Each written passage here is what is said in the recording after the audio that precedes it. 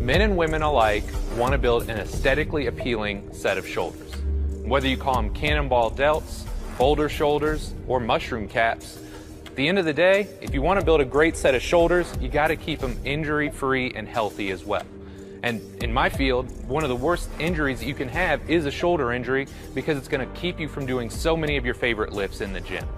In this episode, we're not only going to cover the muscular anatomy, the bones and the joints, the movements, and the key exercises that you're going to follow, but we're also going to show you guys some key things that are going to help keep your shoulders healthy and moving the way that you want for a lifetime. With us here today is WBFF Fitness Pro Jen Jewell. She's got a great looking physique, a great looking set of shoulders, and she's going to help both you and I better understand the anatomy and function of your shoulders.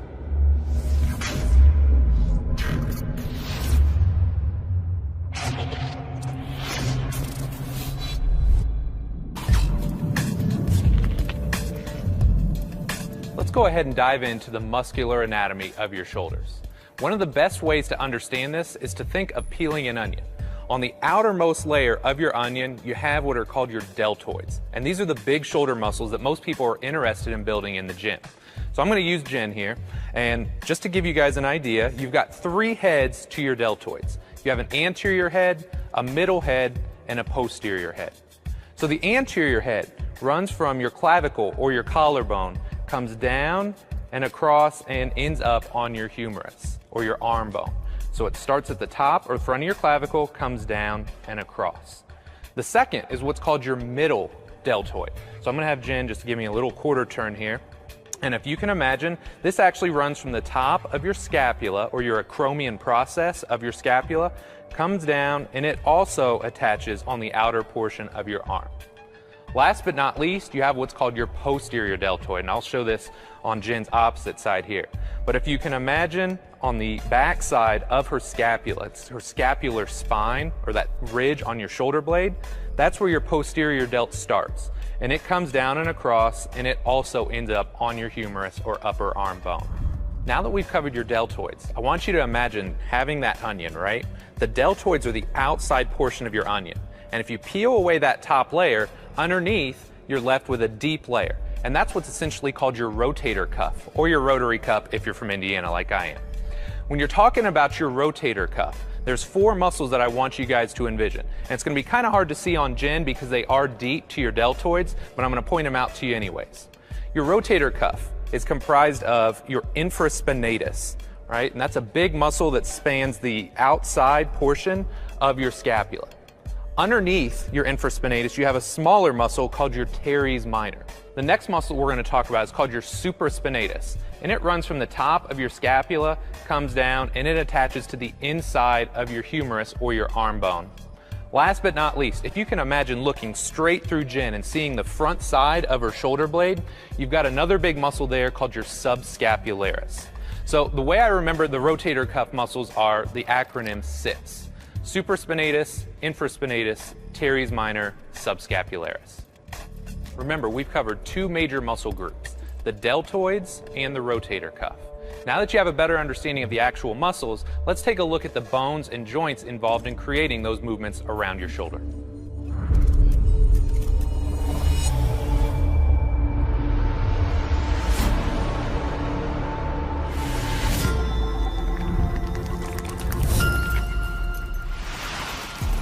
Let's dig in and look at the bones and the joints involved in creating movement around your shoulder. I'm going to have Jen just give us a quarter turn here.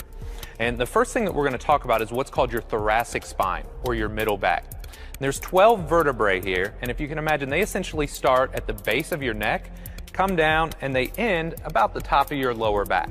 So you've got 12 vertebrae here, and while you may not think they're important, those vertebrae attach to ribs, and then you have your scapula, or your shoulder blade, which rests on top of that thoracic spine. So if you can imagine, you've got your scapula right here, and it just kind of rests on the top of your thoracic spine.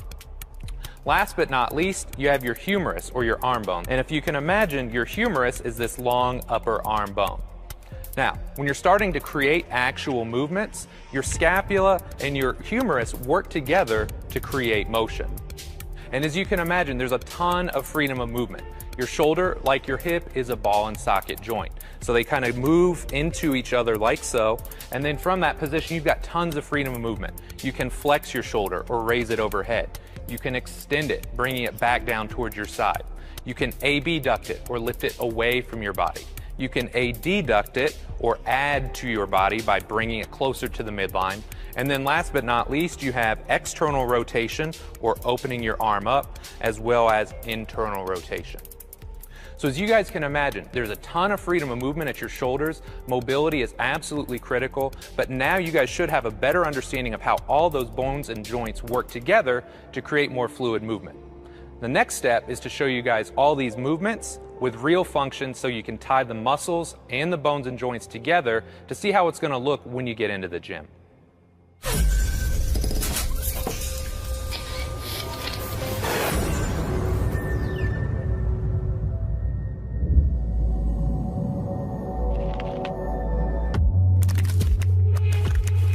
Now that you have a better idea of how your scapula or shoulder blade and your humerus, or that glenohumeral joint, work together to create motion, let's take a look at the individual muscles and the functions that they can do for you. When we're starting off here, we're going to start with your anterior deltoid. And as you'll recall, it starts on the outer portion of your clavicle, comes down, attaches to your humerus, so it spans that glenohumeral or shoulder joint. So when you're in the gym, you're probably used to doing or seeing people do a front raise. So that's where you're really going to bring out your anterior delt. It's not just your anterior delt though, it's also the clavicular portion of your pecs. So these two muscles are working together to create shoulder flexion. Now it only makes sense if you got your anterior delt and it creates shoulder flexion, your posterior delt, or the back side of that muscle, is going to do the opposite. It's going to create shoulder extension. Last but not least, you've got your middle delt, and it runs from the top of your scapula, comes down, and it attaches to your humerus. And if you've ever done a side lateral or something like that in the gym, that's where you're going to see that middle delt being isolated. Now keep in mind, we've covered some isolated movements, but anytime you take your arms overhead, as you would in a seated military or any kind of overhead press, you're going to be using all three of your deltoid heads synergistically to create that movement. Now that we've covered the deltoids, let's take a look at the individual functions of the rotator cuff. Now, one thing I want you guys to understand, a lot of times when we're talking about the rotator cuff, people want to talk about internal and external rotation. So when we're talking about the shoulder, you've got internal rotation and you have external rotation. Now, that's not to be confused with, if I bend Jen's elbow just a little bit here, you can actually pronate and supinate your hand as well without necessarily rotating your shoulder. So keep in mind, when you've got the arm straight and you're moving from the shoulder, that's where we're talking about internal and external rotation. So with that being said, you've got your subscapularis, and then that's that muscle that starts on the inside of your shoulder blade. It's responsible for internally rotating your shoulder or turning it inwards on a long axis. So if you've got your subscap internally rotating, you gotta have something on the back side that externally rotates. So I'm gonna have Jen spin around here. And if you can imagine, on the back side, you've got your infraspinatus and you have your teres minor. So if she's internally rotated and I externally rotate her shoulder, that's where you're going to turn on and engage your infraspinatus and your teres minor. Now, last but not least, if we're talking about abduction of the shoulder, you remember you've got your supraspinatus and it kind of runs along the top of your scapula or your shoulder blade. It's there to abduct or lift your arm away from your side. And a lot of times, if you read the research, and I'm a geek, I read research, it'll tell you that supraspinatus is responsible for about the first 30 degrees of abduction. Now, we've gotten kind of geeky and we've talked about internal rotation, external rotation, abduction. That's all fine and dandy. But when we talk about your rotator cuff, arguably the truest role is to create stability throughout your shoulder joint. So if I just had Jen's arm hanging out here and I pull on her arm a little bit, her rotator cuff works almost like a tractor beam. It's pulling her shoulder back into the socket. So you guys think about when you do a dumbbell row or when you do a chin up and you get long through your arm, your rotator cuff is naturally turning on to create stability throughout your shoulder joint. So while you can do all kinds of isolated movements, if your shoulder and your rotator cuff are doing what they're supposed to, it's not going to take a lot of necessary isolated training to get the kind of result that you're looking for.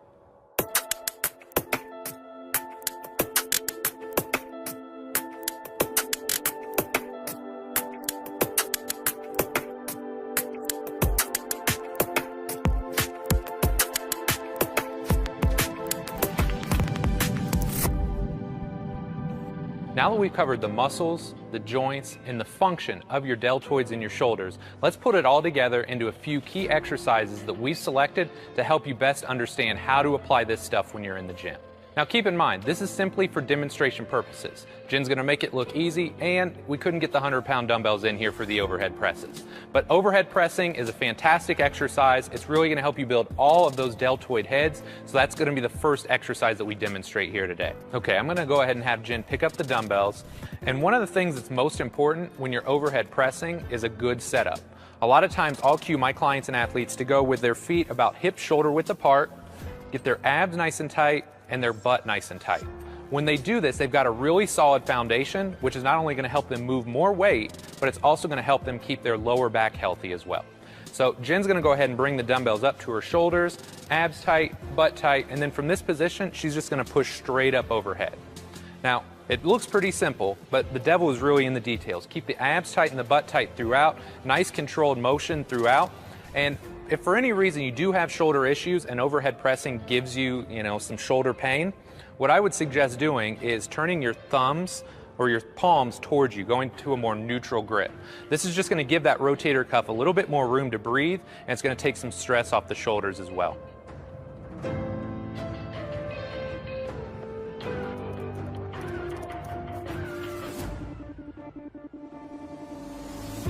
When you're overhead pressing, don't forget you're literally using all three heads of your deltoids to create the movement. The posterior delt, the middle delt, and finally the anterior deltoid. Now, you'll probably see lots of people banging away with tons of isolation exercises at the gym. Trust me, I get it, I love those exercises too. But if you want to maximize the growth and development of your deltoids, you got to make sure you're throwing a big compound overhead press in your lift. Last but not least, when people go overhead, some people have a tendency to have pain, dysfunction, or they just don't move particularly well into that range of motion. If that's the case, make sure you're getting that checked out, make sure your mobility and your overhead range of motion is there before you go full steam ahead with your overhead pressing.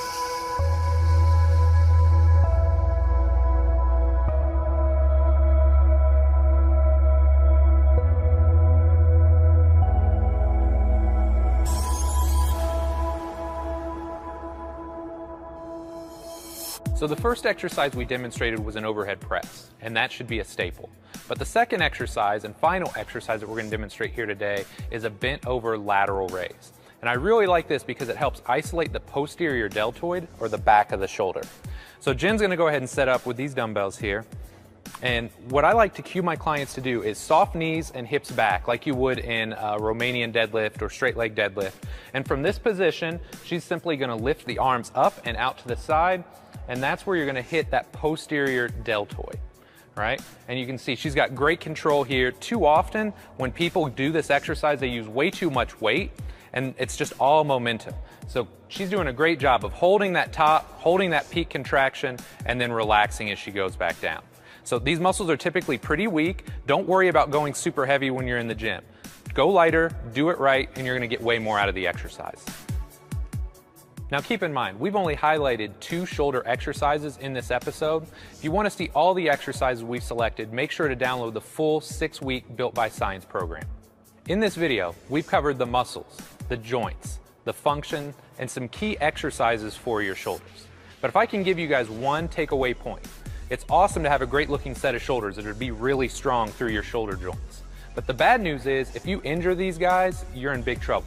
Not only can you not train shoulders, you can't train chest, you can't train back, and even think about legs. A lot of times when you're back squatting, you're putting pressure on that shoulder joint.